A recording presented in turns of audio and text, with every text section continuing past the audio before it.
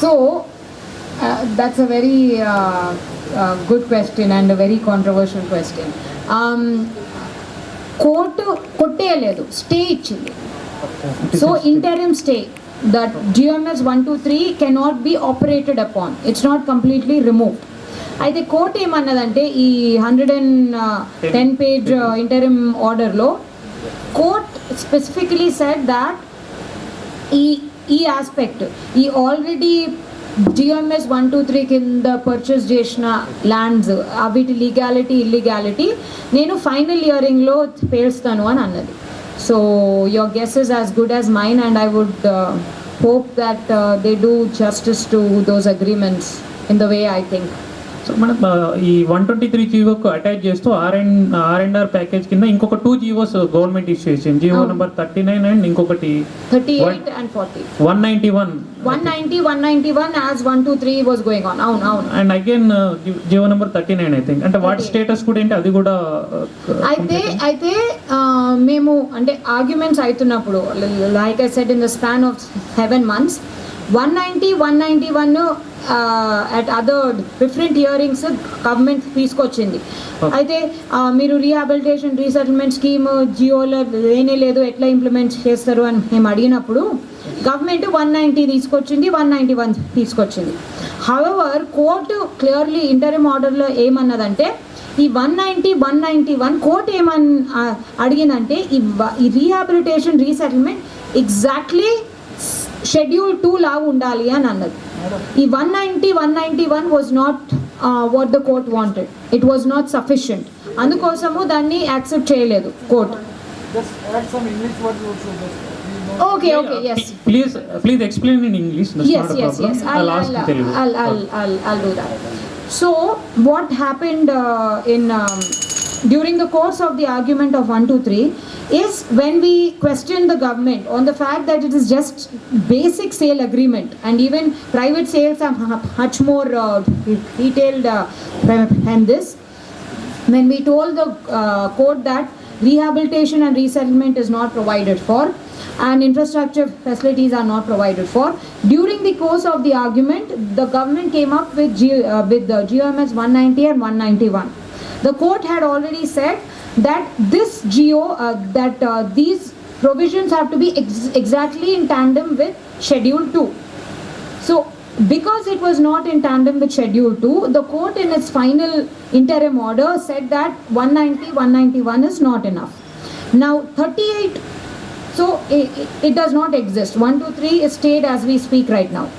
The GMS 38 that you were speaking about, that was brought out because court in its operative portion, ante a judgment lo naina there'll be a lot of description, but the operative portion will be the main portion.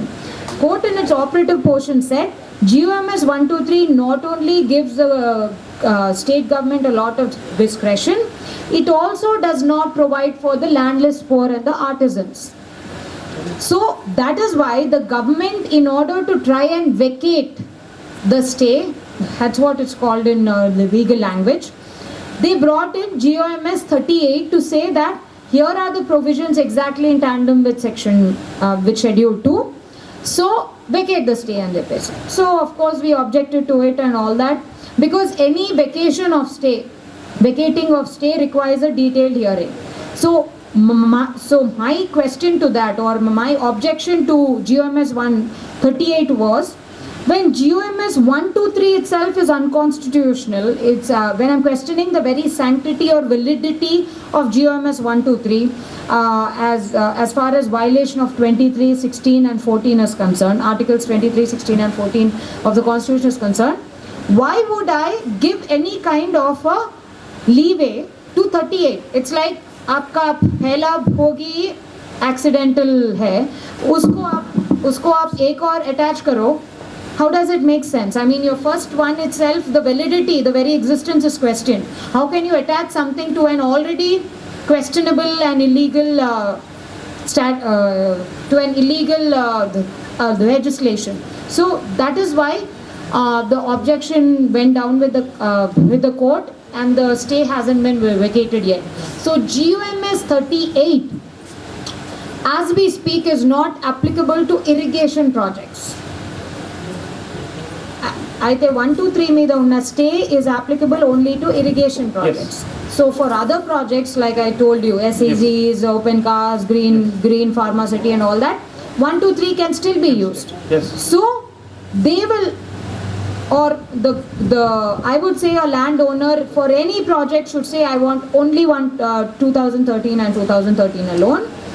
But if landowners or land usties for any project other than irrigation projects would where land acquisition is going on under 123, then they will have then they can use and implement GMS 38 for the rehabilitation and resettlement. ఇక్కడ ఇంకొకటి కూడా madam 123 GO ఇప్పుడు already మీరు చెప్పినట్టు final judgement కోసం వెయిటింగ్లో ఉందన్నారు. అవును. So ఇప్పుడు కొత్తగా వీళ్ళు అమెండ్మెంట్ తీసుకొచ్చారు. సో ఇప్పుడు 123 జీవోలో ఆల్రెడీ సైన్ చేసిన ఫార్మర్స్ ఈ వాళ్ళకి జీవోలో ఆల్రెడీ స్టేలో ఉంది కాబట్టి ఆ కొత్త చట్టాన్ని ఇంప్లిమెంటేషన్ కోసం కోర్టుకి వెళ్ళొచ్చండి. Agreements GMS everybody can question an agreement if it's anti-state, if there is a fraud or undue influence involved. Form 1 form 2లో వాళ్ళు కోర్టుకి వెళ్ళకూడదని సంథింగ్ స్టేట్మెంట్స్ ఉన్నాయి అని వాళ్ళు చెప్పారు. I'll question the entire form. No, you have a right to go to court on anything, on the agreement, in spite of having signed the agreement. Chepandi. Already act has been passed by the President of India. Assent, yes. All this is gone, no? 1, 2, 3 and all that. No. It's in a state of state. What does the act say? New confirm. The new amendment only relates to social impact assessment, and it relates to the new act only states that it will do away with social impact assessment, and it will do away with food security provisions for all these all and sundry projects. And the act says that majorly says it brings back the essence of 123, that it will have a right to undertake voluntary agreements between parties. So 123 ni Odditari dwara it's brought back into the amendment. Madam, ఇక్కడ same madam ఇప్పుడు చెప్పండి sir ఇక్కడ 1 minute. It is connected with it. Yeah please 1 minute. Madam ఇప్పుడు same మీరు చెప్పినట్టే 123 జీవోని చట్టబద్ధత చేసి ఒక చట్టం రూపంలో తీసుకొచ్చారు అన్నారు. 123 జీవో ఆల్రెడీ అక్కడ ఫైనల్ జడ్జ్మెంట్ కోసం వెయిట్ చేస్తుంది. ఇప్పుడు వీళ్ళు గెజిట్ పాస్ అయిందని చెప్పేసి మళ్ళీ ఉన్న భూముల్ని సేకరిస్తారు. వాలంటరీ అగ్రిమెంట్ తోటి భూములకి వెళ్తారు. మళ్ళీ ఇది మీరు సుప్రీంకోర్టులో కానీ ఈ చట్టం మీద మళ్ళీ సుప్రీంకోర్టుకి వెళ్తే ఈ చట్టాన్ని కొట్టేసే అవకాశం ఏమన్నా ఉంటుందా? ఒకవేళ ఫైనల్ జడ్జ్మెంట్ లో కొట్టేస్తే మళ్ళీ ఈ గ్యాప్ లో తీసుకున్న భూముల పరిస్థితి ఏంటి? You can question any kind of an acquisition in the Supreme Court, including the acquisitions under 2013. Yes. So questioning acquisition is not a problem. You can also, if you want, question this new amending act. In spite of presidential assent also, if there is something ultra vires, ante edana problem unte, constitution ki viruddhanga unte, if it is unconstitutional, you can certainly question it, and especially you can question it because it's in violation of the Central Act. Already అంటే మనకి ఇక్కడ చెప్తున్నట్టు కేసీఆర్ చెప్తున్నట్టు గుజరాత్ వాళ్ళు తీసుకొచ్చారు, రాజస్థాన్ వాళ్ళు తీసుకొచ్చారు, కోర్టులు ఉన్నాయి కదా. అంటే వాటి ఫైనల్ జడ్జ్మెంట్ ఏమన్నా వాటి స్టేటస్ ఏముందని తెలుసు? I know that Gujarat is in the Supreme Court. Those are in the court and they're going on. So కోర్టులో ఉన్న వాళ్ళు ల్యాండ్ ప్రొక్యూర్ చేస్తున్నారు. సో ఫైనల్ జడ్జ్మెంట్ వచ్చేంత వరకు వాళ్ళు ల్యాండ్స్ తీసుకోవచ్చు. స్టే ఉండాలి కదా దానికోసము. But you cannot compare it to Gujarat and all because the amount of land that was procured not under 2013 act but under some kind of amendment in Gujarat is much less. చాలా తక్కువ భూమి. ఇక్కడనేమో ప్రాజెక్ట్లే I mean almost 5 lakh acres is being sought under GMS 123 and this amending act from now on, I think.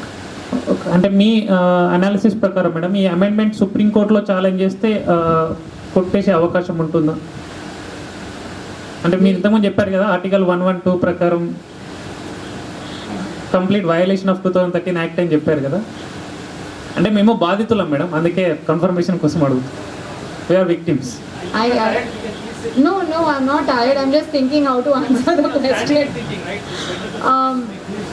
Like I said, understand that yes, you can question it. Chances, I think, are bright. Thank you. You can certainly question it. కొట్టేసే అవకాశము chances బాగానే ఉన్నాయి అని అనుకుంటున్నాను. Yeah, KCR ఏమంటున్నా అంటే compensation అనేది ఉదారంగా ఉండాలి, వాళ్ళు ఎంత అడిగితే అంత ఇచ్చేయండి, ఎక్కడ రాజీ పడొద్దు అని అంటున్నారు. కంపెన్సేషన్ పరిహారం మీ దృష్టిలో, మీరు మదన సాగర్ పైన బాగా ఫైట్ చేస్తున్నారు, నిర్వాసితులకు ఖచ్చితంగా న్యాయం చేయాలి, వాళ్ళని చీప్గా చూడొద్దు, అభివృద్ధికి వాళ్ళు సహకరించేలా మీరు వాళ్ళని గౌరవించాలంటున్నారు కదా, మీ దృష్టిలో బెస్ట్ కాంపన్సేషన్ ఏంటి? there is no one figure for best compensation అండి. అంటే అమౌంట్ అనట్లేదు నేను, ఎట్లా 2013 ప్రకారం best way of compensating, you pay them the amount for their land, that is compensation. వాళ్ళు ఏ లైవ్లీహుడ్ని అయితే కోల్పోతున్నారో ఆ లైవ్లీహుడ్ని వాళ్ళకు తిరిగి ఇచ్చేయండి in the form of rehabilitation, and if they are going to lose their houses as well, resettle them properly in a decent democratic way in some other place. And if you are able to, and you should be able to actually as a state, if you are able to give them multi-crop irrigated land for multi-crop irrigated land for land, that is the best kind of compensation. అంటే ఊరికి ఊరి కట్టియాలి, ఊరికి బాజాబ్తా కట్టియాలా, okay. అది నీ madam, హక్కు. ఒక్క question madam. Yeah they've done it. Madam yeah ఒక్క నిమిషం. అదే ఇప్పుడు ఒక ఊరు ఉన్నది అనుకో మేడం, ల్యాండ్స్ ఉన్న వాళ్ళకి ఓకే, ల్యాండ్స్ లేని వారికి ఇప్పుడు కూలీలు ఉంటారు. అదే చెప్పాను కదా, అదే ఇప్పుడు చట్టంలో ఏముందంటే ఫస్ట్ షెడ్యూలే ల్యాండ్ ఓనర్స్కి కాంపెన్సేషన్ గురించి ఉంది, అది మనం మాట్లాడుకున్నాం. Second and third schedule applies for every one, land owners and landless people. Second schedule relates to rehabilitation and resettlement. అంటే ఇప్పుడు రైతు కూలీలు ఉన్నారు, ఉపాధి హామీ కుల వృత్తి వాళ్ళు, రైతు కూలీలు, ఉపాధి హామీ కార్డ్స్ ఉన్న వాళ్ళందరూ, వాళ్ళకు గుంట భూమి లేదనుకో, they have to be rehabilitated in a proper manner. Now that rehabilitation can take the form of honey or it can take the form of employment, and they have to be resettled. ఇప్పుడు కుల వృత్తుల వాళ్ళు ఊరి పోయినాక ఏం చేసుకుంటారు? ఇప్పుడు ఒక ఊరి హంగలోని ఇంకో ఊరికి రానిస్తారా? వన్ కాంపిటీషన్ లేదా? ఇప్పుడు ఇది జీవో 123లో ఉందా మేడం? ఏది జీవో 123? జీవో 123లో ఏం లేదు. మన ప్రైవేట్ సేల్ డీడ్స్ అన్న are more detail than GMS 123. It's a 1.5 page controversial document that made us work for 7 months.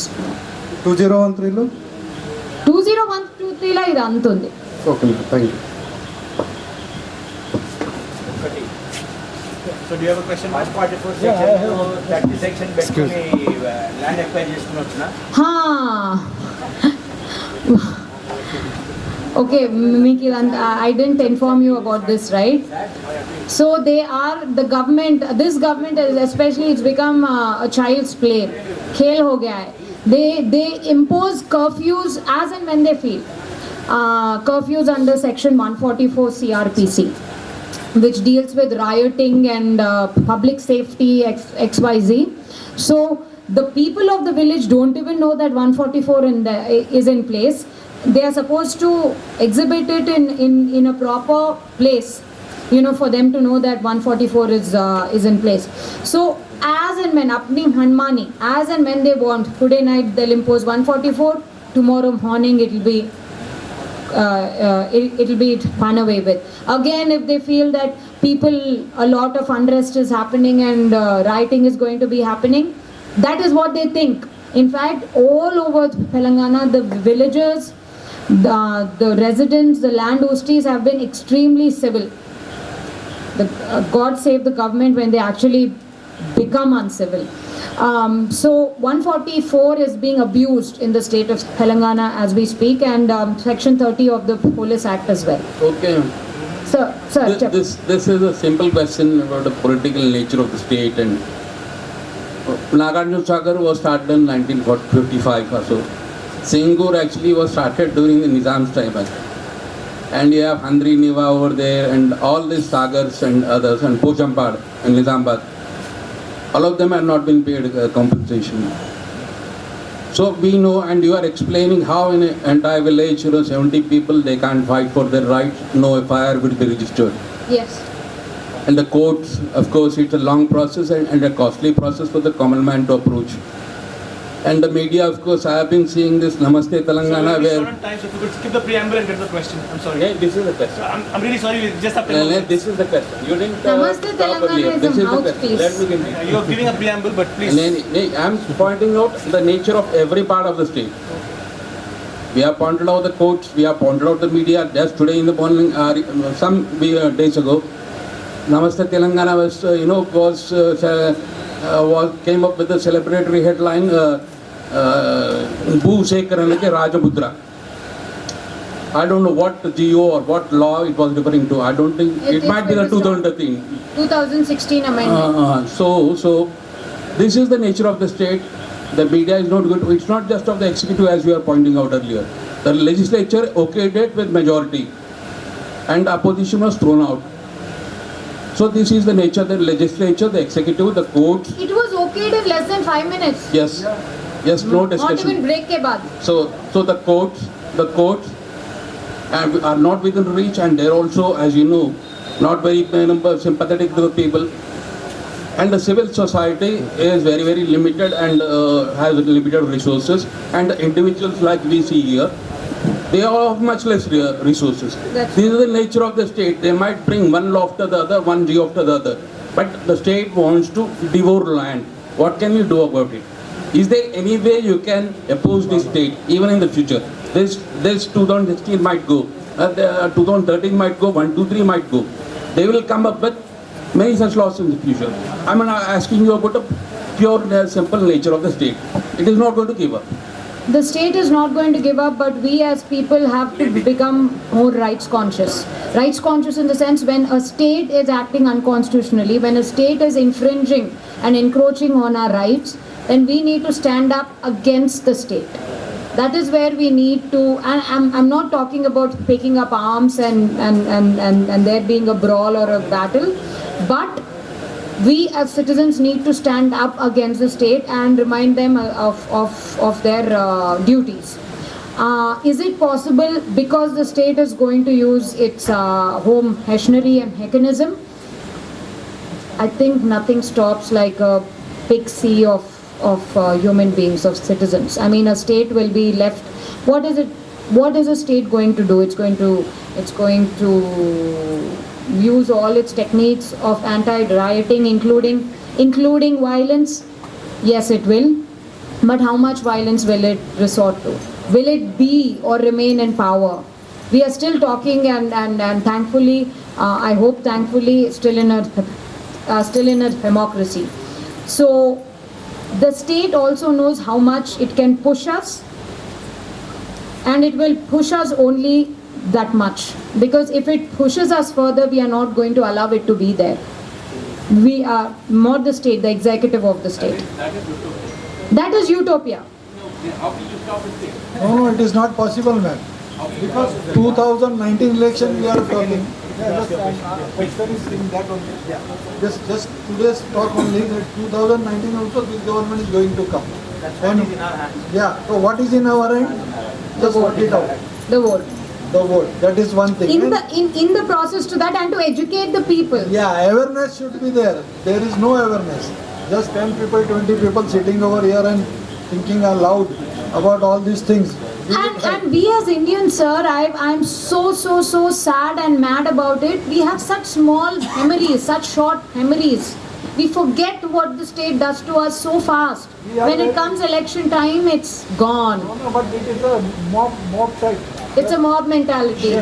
That's what happened in 2014, right? It was a mob mentality. That's it. That is the bottom line. So before I thank you, I just have one quick question for you. How frustrating is that as a young lawyer to see your senior colleagues either turn a blind eye or be in connivance with the government? It's very frustrating. It's a battle every day. I broke down I broke down in court in the case of Kolivada because I just couldn't control myself. I mean, this is like ridiculous. Where am I in Stone Ages or what? The barbarians, I had no idea because when there is a clear stay in place not to enter patta land, that's private property, that's extremely sanctified. It's extremely close. It's like people just barge into your home and they can do anything and we should just clap. That was very upsetting and that happened just 2 weeks back. That was very frustrating. And what's frustrating is I should just give up to these people. They are facing this every day. And this they have been facing for the last close to 1 year now. Now it's going to be more than a year and it's going to continue until I don't know what happens, either the electoral way or the project way. But it's a very frustrating process to have people, random officials, random MRO, random Tehsildar come and barge into your home at 11 o'clock in the night. Well, no, these happen. It's not a movie. At any time of the day or night, you have goons come up from XYZ politician, Cune, Perare and all of that. It's ridiculous. And the kind of brainwashing and psychological trauma they put these people through is not even funny. I should have brought photographs, I'm sorry. So if I may request someone from your office to put together a one-pager or something which all the rights are, we can either share it on WhatsApp or then share it with filmmakers to make an awareness. I'll show you photographs. In fact, my phone is only filled with these photographs and not of my family and son.